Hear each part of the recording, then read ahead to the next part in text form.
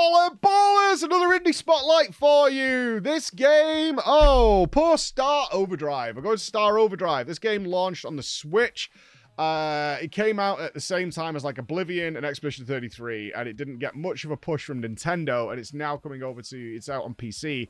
And they were like, yeah, just nobody noticed our game, but the one that everybody did get it was like, this game's great, this is really fun. What is it? It's a mix of Breath of the Wild, and like Tony Hawk, SSX Tricky. You're on a hoverboard, which you can sail across the sands and have fun with. When I say it's a mix of Breath of the Wild, there's a lot of dungeons in the game, which are the puzzles from Breath of the Wild. So if you play Breath of the Wild, you'll know that you found these dungeons that had these puzzles in them. Sometimes they were gyro puzzles, but most of them heavily involved using the iPad thing that you got. With various different tools, such as moving blocks, kinesis, creating bombs, things like that. So think of those style of puzzles. This was a sponsored stream. Big thanks to them for giving me the opportunity to try and highlight it, see if people liked it. That's the whole point of these things. It's like, it's not going to be for everybody, but for those people who are loving what they're seeing, it's going to be great for them. The whole thing's wrapped in a sci-fi 80s themes. In fact, they've pulled in some very reminiscent hair bands, like Motley Crue, style music that you'll find throughout the game to rock out to. At the beginning of the game, there's not a lot of music, and I was really surprised. We were like checking our audio settings, actually, because I was like, where is the music? Like, you're going to have this game where I am snowboarding across the sands, so we're sandboarding, and not give me like some bangers to be rocking out to, because it's a big part of like Tricky and Tony Hawk is the soundtrack to go with what you're doing, right? Because you're, you know, if you're doing like crazy taxi stuff or whatever. It's where I discovered System of the Down, actually. It was Tony Hawk.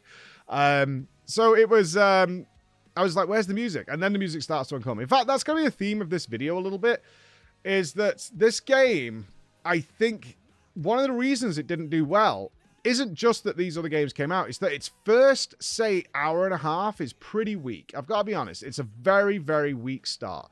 And I didn't start to really have fun in the way that, like, this is a game I would continue to play until, like, about 2 hours, a bit longer into the game. And I was like, now it's starting to click together. It's a little unfortunate, and it reminds me of, like, how YouTube works now, is that if you're not grabbing people in that first, like, initial surge of games, if they're not carrying an IP that affords them a bit of flexibility at the start, people just turn it off. I actually watch my kids do this a lot. If they play a game, even though I recommend it, and it's got a little bit of preamble and setup and stuff like that, that's a little, even if it's outside like 10 minutes, they'll just turn it off. They would rather go and play something where I can turn it on and be gaming within 30 seconds and have the pictures. Why games like Fortnite or whatever do really well, you turn it on, you're in a fight, and you're just off doing things.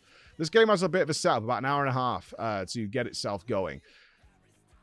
That's a shame, because I started to, by the time we were doing the last dungeon, not only was I far more invested, but my audience was as well. And you could see that trend happening at the beginning. People are like, where's the music? This world looks very empty. And it does, because they want to give you a lot of ability to do tricks. So let's talk about how the game works. You've crashed on a planet because you got shot down, but you're looking for your girlfriend. She's been missing for 7 years. And you're going to, you've got a message that she's on this planet, so you're down, the general mission is find the princess, right? Your princess is in another castle.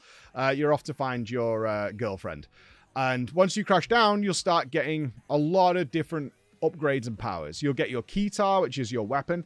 Do you want to point out here, I'm not trying to be negative on the game, but the choice of combat style is a miss for me. It's a little unfortunate, but again, it started to change after the first couple of hours. But again, very off-putting in the first half an hour. I think you need to be really careful of doing this. I would advise this to any game company when I do games testing, whether it's public or not, is like, you shouldn't start like this, because it just doesn't feel right. And why doesn't it feel right? Well, you have a choice of light and heavies and lock-on, jumping attacks.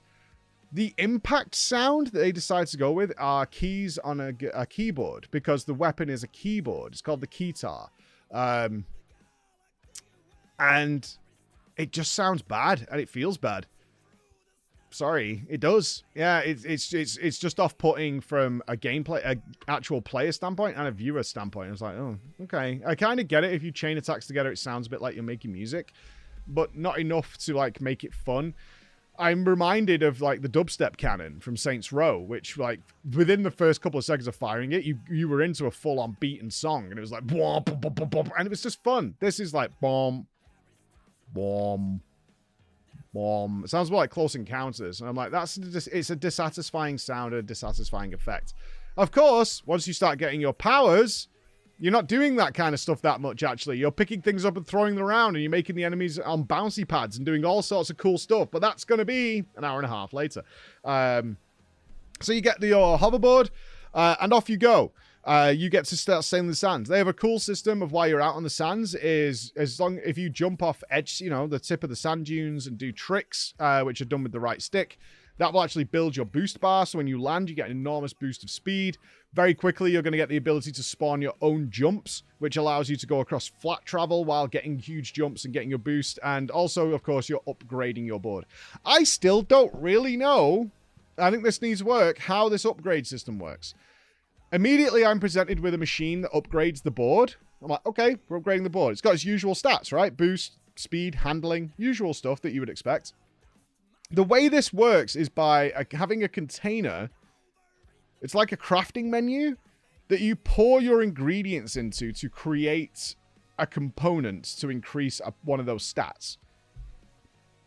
All right, but there's no seemingly requirements to it. So essentially, all I found, and this might be the correct way of doing it, and if it is, I don't think it's a good idea, is that you're constantly picking up like plants and bits of enemies and things like that, and they fall into certain categories, like soft. So soft would be like plants and stuff.